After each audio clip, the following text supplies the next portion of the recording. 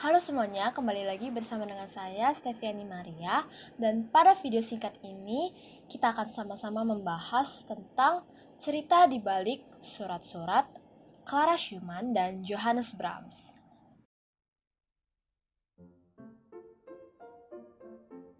Dalam dunia musik, sejarah menjadi salah satu elemen penting yang menghidupkan suatu karya. Sejarah juga menjadi benang merah dalam setiap perkembangan musik hingga sekarang. Banyak hal menarik yang dapat kita teliti lebih jauh dalam sejarah musik. Salah satu kisah yang menimbulkan banyak pertanyaan adalah mengenai surat yang dituliskan oleh Clara Schumann dan Johannes Brahms.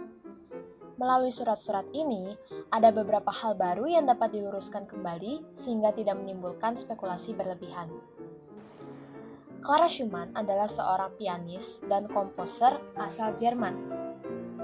Di usianya yang ke-18 tahun, ia menikahi Robert Schumann yang juga adalah seorang komposer dan mereka memiliki 7 anak. Pada tahun 1853, seorang pianis muda yang baru saja menyelesaikan konser pertamanya dikenalkan kepada keluarga Schumann oleh Joseph Joachim, salah satu teman baik dari Robert Schumann.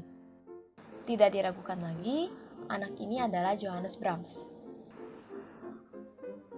Sebagai anak muda yang memiliki semangat belajar tinggi, tentu Brahms sangat senang dan bersyukur mendapatkan seorang mentor dari sosok Robert Schumann. Tidak hanya sebagai anak didik Robert Schumann, Brahms juga mengenal istrinya, yaitu Clara Schumann beserta dengan anak-anaknya. Beberapa bulan kemudian, Robert Schumann melakukan percobaan bunuh diri, namun ia berhasil diselamatkan dan dirawat di rumah sakit jiwa. Kejadian ini meninggalkan Clara sendiri sebagai tulang punggung bagi anak-anaknya, yang ia lakukan dengan melakukan tur konser sebagai pianis. Mendengar peristiwa tersebut, Brahms segera kembali dan menghabiskan waktunya untuk membantu menghidupi keluarga Clara selama ia melakukan tur. Selama masa ini, mereka mulai saling bertukar surat. Namun ternyata, seiring mereka berinteraksi, timbul suatu pertanyaan, apakah terdapat perasaan lain, sekedar dari teman?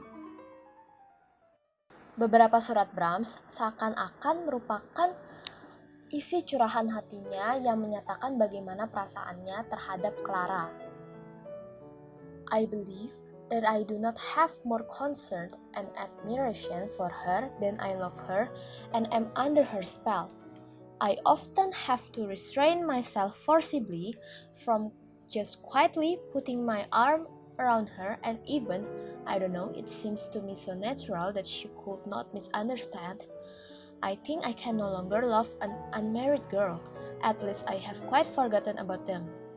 They but promise heaven, while Clara shows it revealed to us.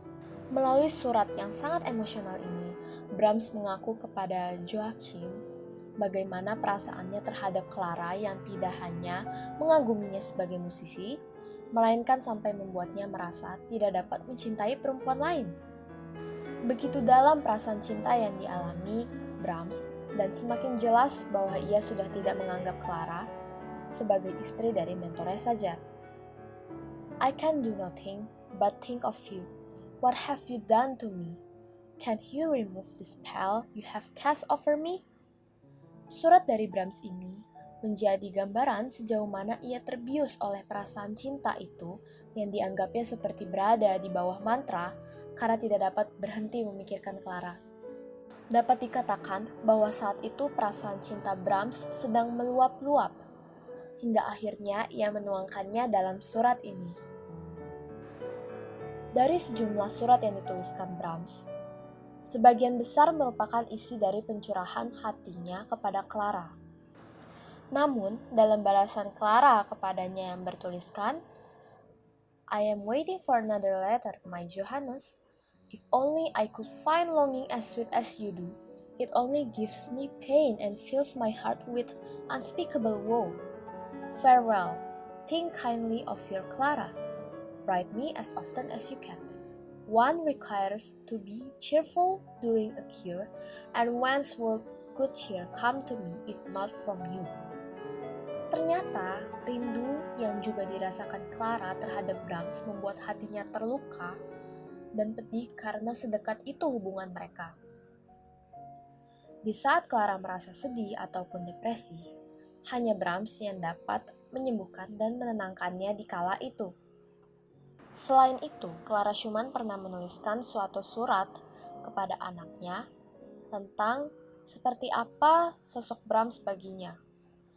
Clara mengaku bahwa di masa sulit dan penderitaan yang dialaminya, kehadiran Brahms membantunya melewati masa sulit itu sebagai tempat berceritanya. Bagi Clara, Brahms adalah teman sejati yang selalu menguatkan hatinya di kala terancam untuk rapuh, membantu menyegarkan pikirannya kembali, dan memberi semangat jika Brahms sempat. Apalagi, Clara harus menerima kenyataan bahwa suaminya telah meninggalkan dirinya selamanya, beserta dengan 7 anak yang harus dirawatnya. Terlalu banyak pergumulan yang harus dihadapinya, dan karena itulah kehadiran Brahms dalam kehidupannya sangat penting untuk membantunya tetap bertahan. Berdasarkan surat-surat ini, maka dapat dikatakan bahwa Brahms pernah memiliki perasaan yang lebih dari teman kepada Clara, tetapi seakan-akan ia menahannya karena hubungan mereka berdua terlalu dekat. Walaupun begitu, Brahms masih mengagumi Clara sebagai seorang pianis dan komposer, di mana ia sering meminta pendapat Clara atas karyanya. Melalui surat balasan dari Clara, ia menyatakan bahwa Brahms adalah teman sejatinya yang selalu menemaninya dan mereka saling menceritakan kehidupannya. Pada akhirnya tidak ada sumber sejarah yang mencatat bahwa mereka menikah ataupun hidup bersama. Namun mereka masih berhubungan dengan baik sampai di akhir kehidupannya. Demikianlah riset yang telah saya lakukan melalui surat-surat Clara Schumann dan Johannes Brahms dan mengenai cerita di balik surat tersebut. Terima kasih telah menonton sampai habis dan sampai jumpa.